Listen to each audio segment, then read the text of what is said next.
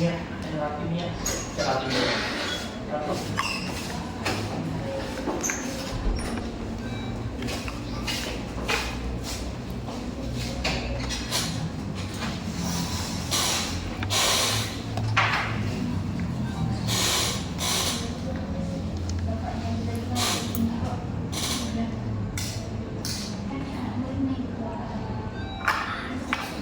Baik, sebelumnya Assalamualaikum warahmatullahi wabarakatuh. Waalaikumsalam warahmatullahi wabarakatuh. Bagaimana kabar anak-anak semua? Alhamdulillah. Semoga selalu dalam lindungan Allah SWT dan Yang Maha Esa. Amin. Sebelum kita memulai pembelajaran kita pada hari ini, lebih baik alangkah baiknya kita berdoa menurut agama dan kepercayaan masing-masing. Berdoa dimulai.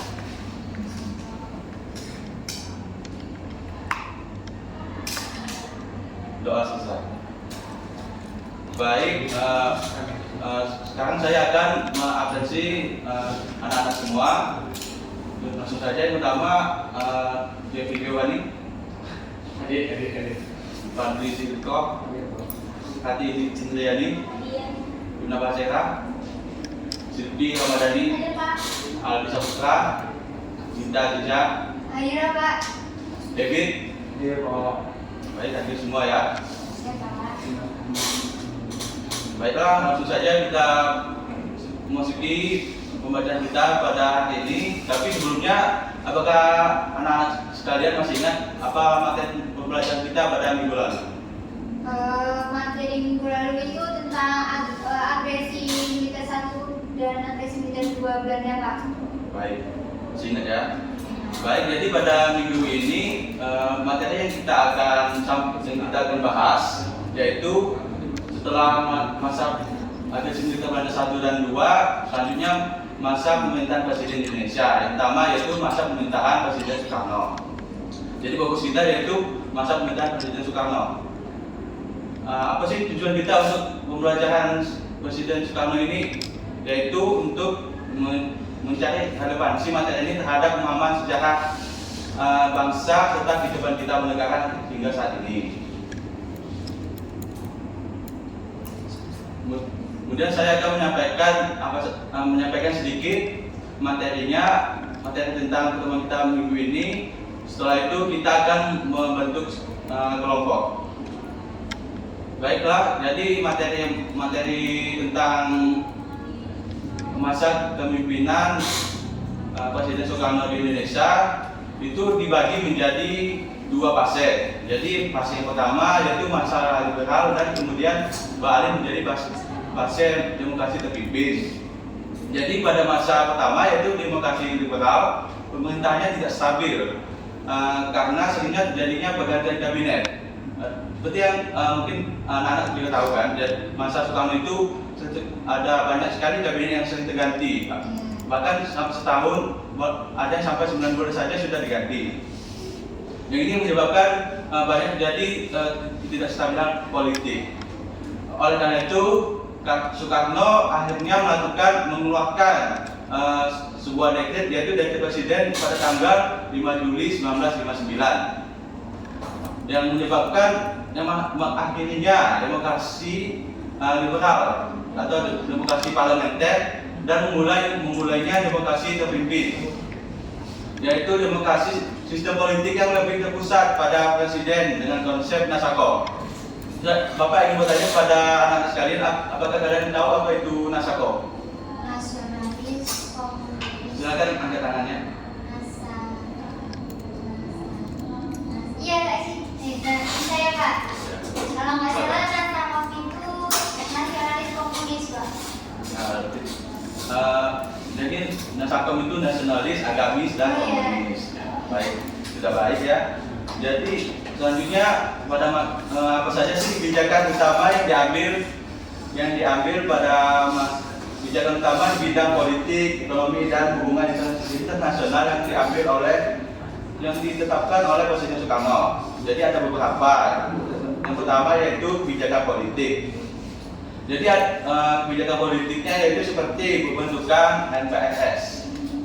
Jadi MPSS itu adalah dalam Majelis Pemusyawaratan Rakyat sementara. Kemudian ada juga DPAS atau Dewan Penanggung-Jawaban Agung sementara juga. Kemudian juga pembentukan Kon Nasional serta penguatan peran Presiden. Kemudian kebijakan ekonomi seperti nasionalisasi perusahaan asing. Perusahaan-perusahaan swasta yang dikelola oleh asing di zaman Presiden Soekarno ini diambil alih dan kemudian menjadi perusahaan nasional. Pada anak-anak yang memainkan handphonenya bisa dikecilkan dulu atau di-silentkan saja. Kemudian kebijakan ekonomi yang diambil masa Presiden Soekarno yaitu penerapan ekonomi terpimpin. Ekonomi terpimpin yaitu ekonomi yang ditetapkan oleh bukan ditetapkan oleh kementerian lain, tapi yang diambil oleh Presiden, ditetapkan oleh pemimpin kekuasaan yaitu Presiden. Maka disebut dengan ekonomi terpimpin. Kemudian kebijakan pada masa Soekarno ini juga ada kebijakan hubungan internasionalnya, seperti politik bebas aktif, yaitu politik yang tidak memihak suatu negara atau suatu blok. Kemudian juga Presiden Soekarno juga terlibat dalam pembentukan organisasi non-blok. Jadi organisasi non-blok ini adalah organisasi yang tidak mengikuti antara blok timur dan blok barat. Jadi sifatnya netral. Tapi juga ada peristiwa yang dilakukan yang mengakhiri hubungan dengan negara lain seperti konfrontasi Malaysia atau Ganjang Malaysia. Pada masa ini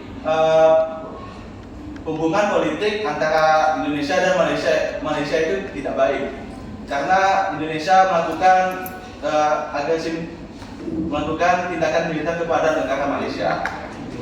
Berdasarkan kebijakan yang sudah diambil tadi ada beberapa akibat yang menjadi pengaruhnya terhadap kondisi nasional. Yang pertama yaitu karena bentuk demokrasinya terpimpin, maka sentralisasi kekuasaan awalnya diciptakan untuk mencapai stabilitas nasional, tetapi kemudian memicu konflik politik antara TNI dan PKI seperti pada masa akhir kepemimpinan ada peristiwa G13 PKI. Nah, itu menjadi penyebab akibat dari konflik politik antara TNI dan PKI. Juga kebijakan ekonomi terpimpin, ya, karena kebijakan ekonomi terpimpin ini meningkatkan pembangunan simbolik atau pembangunan proyek-proyek mahasiswa seperti pembangunan Stadion Gelora Bung Karno dan juga Monas. Tetapi akibat dan kebijakan ini juga menyebabkan krisis ekonomi pada akhir pertengahan 1965 seperti kenaikan inflasi yang sangat parah dan juga kenaikan harga barang. Kemudian karena sikap politik luar negeri yang sangat agresif dan konfrontatif, menaikkan tempat Indonesia di kancah internasional, tetapi juga memperburuk kondisi ekonomi dan diplomasi antar negara lain. Kemudian materi terakhir pada yang saya sampaikan yaitu apa saja sih keberhasilan dan kelemahan yang terjadi pada masa pemerintahan Presiden Soekarno ini. Jadi ada beberapa keberhasilan yang ada, seperti yang pertama karena Presiden Soekarno ini sangat nasionalis, maka pemahaman nasional di Indonesia sangat tinggi. Dengan nasionalisme rakyat Indonesia menjadi sangat tinggi. Kemudian ada juga keberhasilannya karena ikut berpartisipasi dalam pembentukan gerakan non-blok, maka Indonesia menjadi bebas menentukan dengan siapa saja mereka untuk bekerja sama dalam bidang politik, keamanan, dan diplomasi. Dan juga ada banyak bangunan atau proyek-proyek yang dibangun pada masa ini, seperti yang saya sudah sebutkan tadi, ada Monas dan juga Gelora Bung Karno, Stadion Gelora Bung Karno. Tapi ada banyak juga kelemahan-kelemahan yang terjadi pada masa ini. ada beberapa seperti yang pertama, ekonomi Indonesia menjadi sangat buruk. Contohnya seperti adanya inflasi di akhir masa pemerintahan Presiden Soekarno ini, yang inflasi sangat parah hingga mencapai 600%. Kemudian konflik politik meningkat. Konflik politik meningkat ini seperti contohnya adanya peristiwa G30 SPKI. Itu yang menjadi penyebab akhirnya masa pemerintahan Presiden Soekarno. Kemudian yang terakhir kelemahannya karena adanya Presiden 1959, sehingga kekuasaan presiden menjadi yang paling dominan di Indonesia. Karena kedominan ini, sehingga banyaknya konflik yang terjadi dan pada akhirnya terjadinya peristiwa G30 SPKI yang menjadi penyebab akhirnya masa pemerintahan Presiden Soekarno di tahun 1965.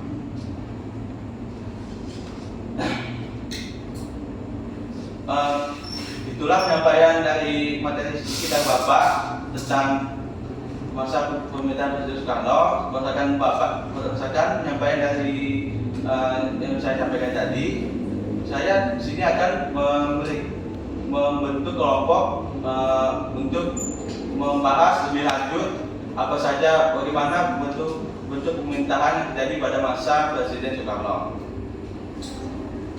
Jadi kelompoknya mau saya bagikan atau kalian bagi sendiri? Bapak bagikan, kan sudah bosan bagi sendiri. Baiklah, jika kalian tidak mau, maka saya akan bagikan.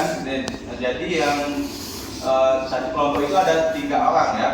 Yang kelompok 1 mungkin kelompok 1 saudara kita, kemudian kelompok 2 Deki, dan kelompok anggota ketiga Aldi, saudara Aldi. Kemudian anggota kelompok 2 yaitu Ebit dan Silvi.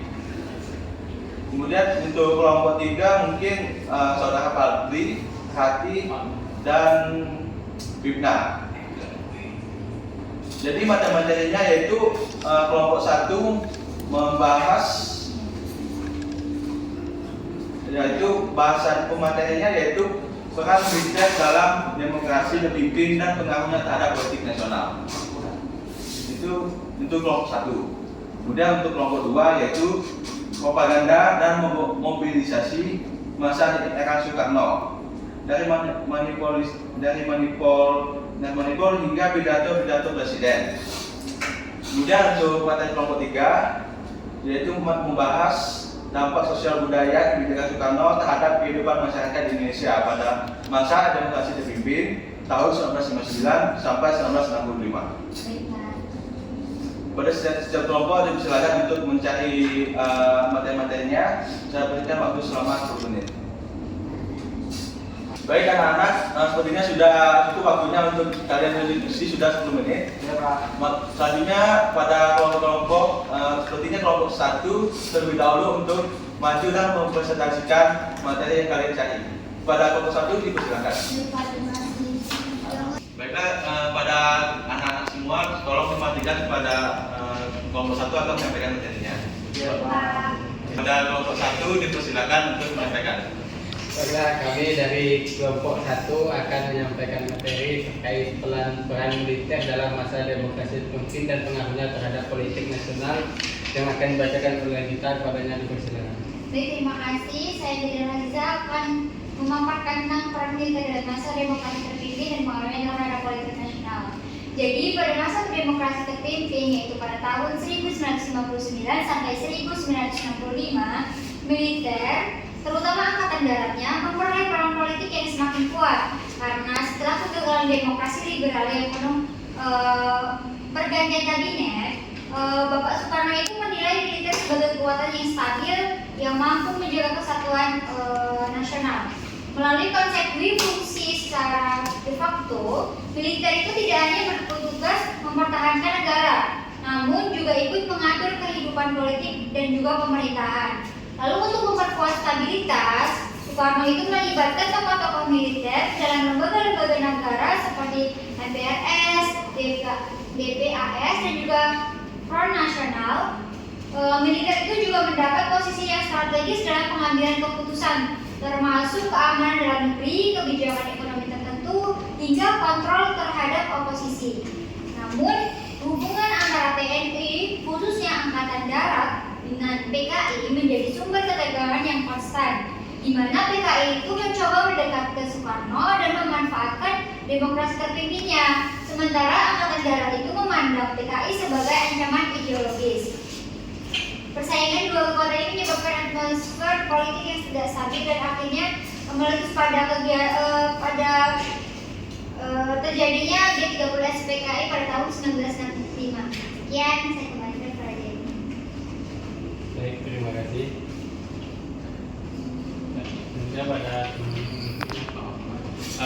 Terima kasih kepada kelompok 1 yang sudah menyampaikan materinya. Kemudian apakah anak-anak sekalian ada yang ingin bertanya kepada kelompok 1? Pak. Ya, silakan kepada saudara. Baik, terima kasih. Izin kelompok 1 saya ingin bertanya, apa yang menjadi penyebab utama kegagalan demokrasi liberal di Indonesia? Terima kasih. Selanjutnya apakah ada teman-teman, ada anak-anak lagi yang ingin bertanya?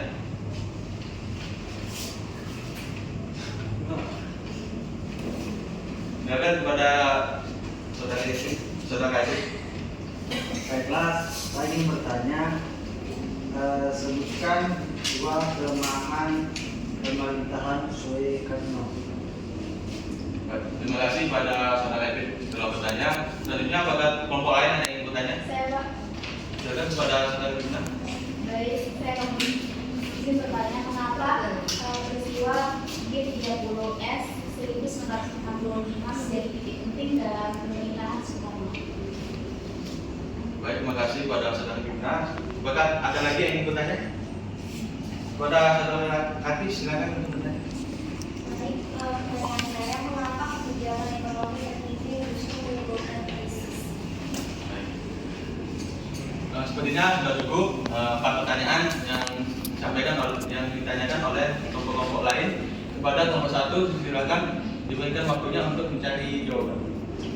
Sepertinya sudah cukup waktu untuk kelompok 1 untuk mencari jawaban. Kepada kelompok 1 silakan untuk menjawab pertanyaan dari teman-teman. Terima kasih. Kami akan menjawab pertanyaan dari teman-teman tadi. Pertanyaan pertama, pertanyaan dari Rizky.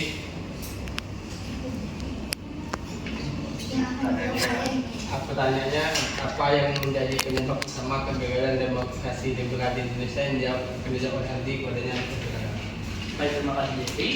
Saya akan menjawab pertanyaan dari teman saya yaitu Silvi, yaitu apa yang menjadi penyebab utama kegagalan demokrasi liberal di Indonesia. Jawaban saya yaitu demokrasi liberal gagal karena pemerintahan yang tidak stabil akibat seringnya pergantian kabinet dan konstitusi yang tidak berhasil merumuskan undang-undang dasar yang baru. Dan ketidakstabilan ini membuat negara sulit untuk menjalankan pembangunan dan menghadapi ancaman politik. Itu saja dari saya dan terima kasih. Saya kembalikan ke JP. Baiklah, pertanyaan selanjutnya ini pertanyaan dari Ebit. Apa kelemahan pemerintahan Soekarno yang akan dijawab oleh kita pada hari perjalanan? Baik, saya akan menjawab pertanyaan dari saudari Evi, yaitu sebutkan dua kelemahan pemerintahan Soekarno. Yang pertama itu adanya krisis ekonomi karena inflasi yang tinggi sekitar 600% dan juga kebijakan ekonomi terpimpin. Lalu yang kedua adanya konflik politik yang meningkat akibat pertentangan antara TNI dengan PKI. Ya, pertanyaan selanjutnya, pertanyaan dari Hati yang akan dijawab oleh kita lagi kepada dari silakan. Baik, terima kasih moderator. Saya akan menjawab pertanyaan dari saudara Hati. Mengapa kebijakan ekonomi terpimpin justru menimbulkan krisis? Jawabannya karena terlalu banyak kontrol negara, terus adanya produksi yang tidak efektif, pembiayaan pajak yang besar yang membengkak, mangkrak gitu kan, dan adanya konfrontasi luar negeri yang menguras anggaran. Nah, hal ini menjadi penyebab tingginya inflasi dan juga kelangkaan barang. Ya. Pertanyaan terakhir, pertanyaan dari Fitna akan dijawab oleh kita lagi. Pertanyaan silakan.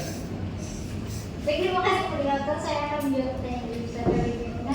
Mengapa peristiwa G30 SPKI pada tahun 1965 menjadi penting dalam pemerintahan Soekarno? Karena peristiwa tersebut itu memperburuk konflik antara TNI dengan PKI. Terus adanya menggerus wibawa Soekarno, dan juga menjadi awal perubahan drastis dalam politik nasional yang berujung pada turunnya Soekarno menjadi presiden tersebut. Demikianlah presentasi dari kelompok kami. Jika ada salah kata kami mohon maaf. Baik, kami alihkan kembali kepada Bapak Tugas. Baik, dari presentasi tadi mendapat pengetahuan bahwa banyak sekali dinamika terjadi pada masa Presiden Soekarno. Terima kasih kepada kelompok satu yang sudah mempresentasikan materinya. Ayo kita berikan aplaus dulu. Silakan kembali. Terima kasih Pak. Baik anak-anak, tadi saya sudah menyampaikan materi tentang masa pemerintahan Presiden Soekarno, dan juga anak-anak sekalian sudah melakukan presentasi dan melakukan sesi tanya jawab dengan sangat baik. Mungkin itu saja materi yang kita akan bahas untuk pertemuan kali ini. Di sini saya akan memberikan sedikit kesimpulan apa saja pembahasan kita pada pertemuan ini, dan adapun kesimpulannya yang dapat kita ambil, yang pertama, demokrasi berbakal pada masa Presiden Soekarno ini menjadi gagal karena ketidakstabilan politik dan adanya kegagalan konstituante. Kemudian Presiden Soekarno mengeluarkan dekret presiden tanggal 5 Juli 1959 dan memulai demokrasi terpimpin. Demokrasi terpimpin memusatkan kekuasaan pada presiden dengan konsep Nasarkom. Kebijakan politik meliputi pembentukan MPS, CPAS, dan Front Nasional. Kebijakan ekonomi menekankan nasionalisasi ekonomi terpimpin dan memicu krisis. Pertemuan kita mungkin sudah selesai. Kemudian untuk penugasan kalian rumah, kalian mungkin bisa mencari apa pelajaran terbesar dari kepemimpinan Presiden Soekarno bagi Indonesia modern. Demikianlah pertemuan kita pada kali ini. Apabila saya ada salah kata, mohon dimaafkan. Kemudian saya akhiri dengan wabillahi taufiq wal hidayah. Wassalamualaikum warahmatullahi wabarakatuh. Waalaikumsalam warahmatullahi wabarakatuh. Terima kasih Pak. Terima kasih Pak.